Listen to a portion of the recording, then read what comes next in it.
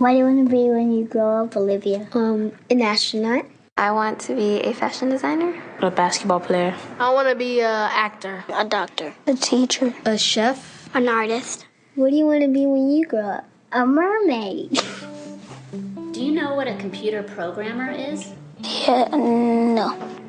No. No. I think it's something that has codes and is able to decode a mystery. I think that they... Wait, what? Computer programmer? No. Nowadays, just about everything requires some form of programming. So, what is it? Programming is basically explaining to a computer what you want it to do for you.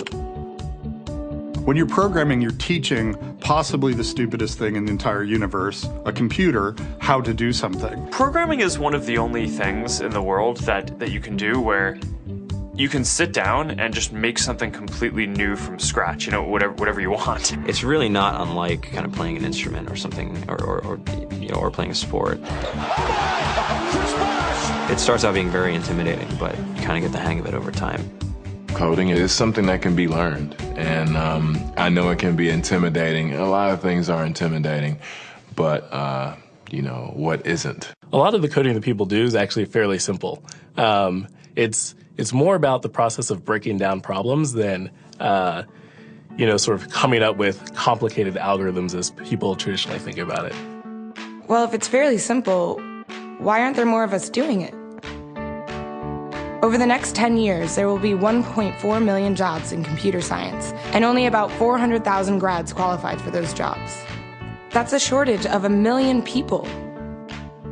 So, how do you start?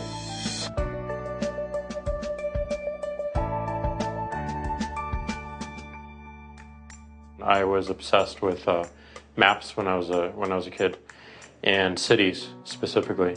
So I taught myself how to program.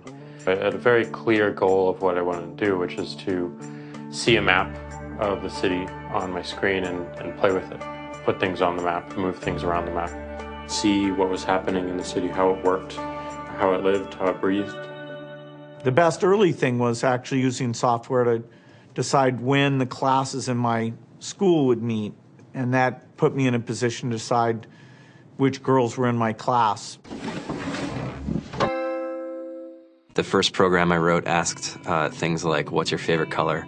Or how old are you? I first learned how to make a green circle and a red square appear on the screen. The first time I actually had something come up and say, hello world, and I made a computer do that. It was just astonishing. When I finally learned a little bit of programming, that blank wall resolved into a bunch of doors, and you open them, and finally you start to open enough doors that the light comes in. And to me, a finished program is like a structure filled with light. All the corners are illuminated. You understand the structure of it. It's a really serene feeling to have completed that.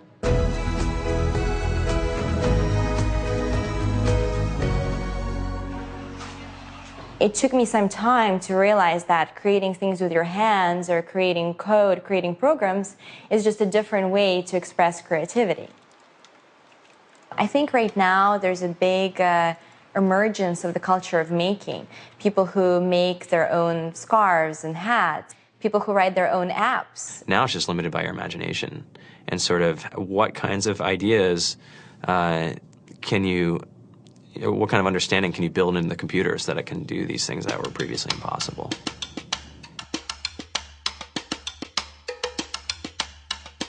All great things are built in teams when you collaborate with other smart people. You're testing your ideas, you're stimulating each other. That's what makes us successful. It's not some flash of brilliance by somebody who then codes 24 hours a day for 3 weeks. It's what happened. The magic happens when we're all on the same page, collaborating and building something together.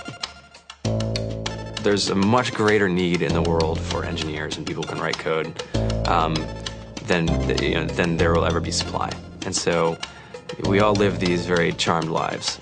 To get the very best people, we try to make the office as awesome as possible.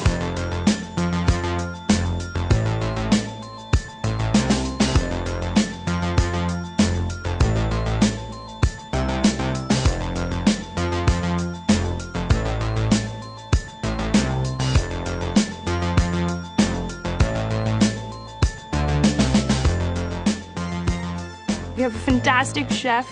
Free food. Breakfast, lunch, and dinner. Free laundry. Snacks. Even places to play and video games and scooters. There's all these kind of interesting things around the office and places where people can play or relax or go to think or play music or be creative.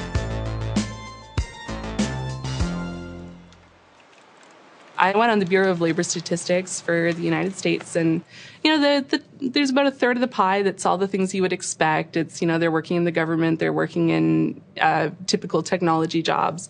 But then, like, the rest of the pie, and it was the majority of the pie, just split down into these little teeny slices of every industry imaginable. And what it is, computers are everywhere. You want to work in agriculture? Do you want to work in entertainment? Do you want to work in manufacturing? It's just all over.